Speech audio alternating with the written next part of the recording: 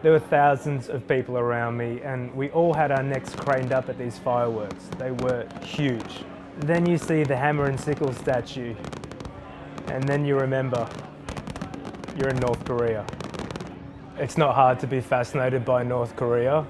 There's probably not a country like it left in the world, something so controlled. And ostensibly the reason we went to North Korea was to run in the Pyongyang marathon. Not only is it just a bizarre, strange, fun thing to do, but we thought it's probably the best view of North Korea you can possibly get. 42 kilometers of tarmac at street level. What better way to kind of explore, understand, and see North Korea? We all know, we've all seen the shaky cam stories of North Korea. We've all heard the sensationalist stories, and there's been this gap in coverage. And the gap is, what's day-to-day life like there? What are the mundane realities in North Korea? And that's what we wanted to find. So you hop on a Air Koryo flight from Beijing, and as soon as you board the flight, the screens drop down and you're hit with this propaganda. So the entire flight is taken up by this 90-minute concert spectacular, and you kind of serve these lukewarm hamburgers and you're taken in this propaganda, and it's there that the show really begins. It's funny, the expectations you go in with are completely subverted. You see Pyongyang for the first time and it's clean, it's pristine, it's modern. There are trams, there's a subway, there's immaculate buildings, clean streets, well-dressed people walking around. You've been told that North Korea is a third world developing country, that its people are malnourished, that its infrastructure is poor, but Pyongyang is kind of like this immaculate, joyless Disneyland. Perfectly clean, everything in order, but undoubtedly modern. Your hotel's on a literal island, and from there you're not really allowed to be on your own for the next week. Everywhere you go, you're going to be with your guides. You can't pop outside, you can't go for a jog, you can't go exploring. You're in that hotel, you're with your guides, and from there on, you're on rails. You can think, yeah, maybe I'm being silly, maybe I'm being paranoid, but there's a very real chance I'm being watched right now. The idea of ceremony follows you everywhere you go in North Korea.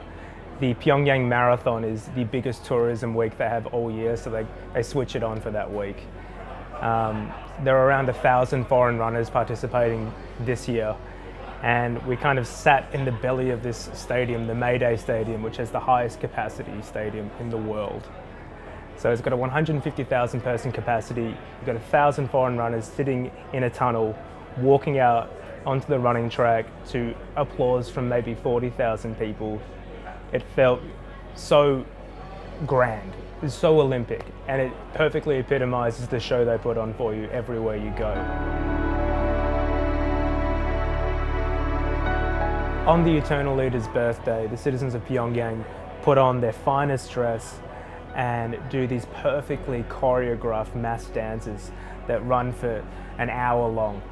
And a few days earlier, we were driving past the central square and we noticed hundreds of citizens lined up perfectly, standing straight, getting ready to rehearse those mass dances. And it turns out they had to rehearse every day after work for an hour, Monday to Thursday. And as we drove past that central square, they didn't quite have their smiles on yet. Every step of the way, everything you see is just so well manicured. You couldn't fault it. You go to the best primary school in Pyongyang and you see the most talented violinists play.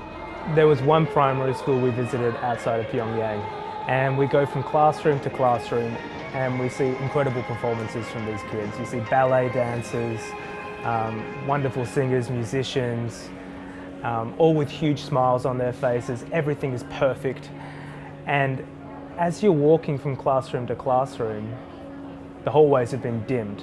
And if you look on the wall, there is this extraordinarily violent propaganda.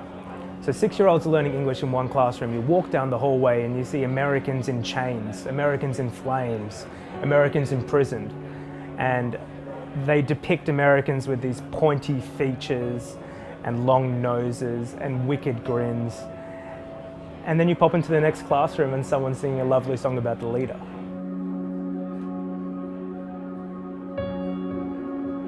something that everyone has to ask themselves before they travel to North Korea is this an ethical thing to do? Effectively, you're funding what is a really oppressive regime, and you have to ask yourself if it's ethical to go in the first place. And something someone told me really early on in the process was that the last thing the world's most isolated country needs is to be more isolated. In reality, the only exposure North Korean citizens have to anything that's not government propaganda is tourists passing through.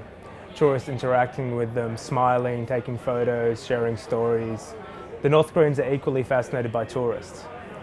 And by the end of the week, you realize you're in this strange symbiotic zoo where you're kind of unable to interact with each other.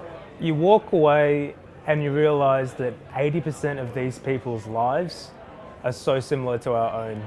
There are piano recitals and water parks and taxis and bowling alleys and people working to get better houses or earn better houses from the government or progress in a job. There are a lot of parallels there, no doubt about it, but it's the other 20% that just kills you.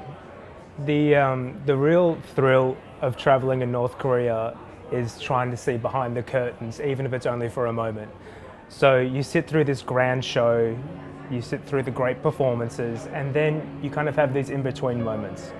And you're trying to get a glimpse of what real life is like there, the things you're not necessarily meant to see, the things less manicured.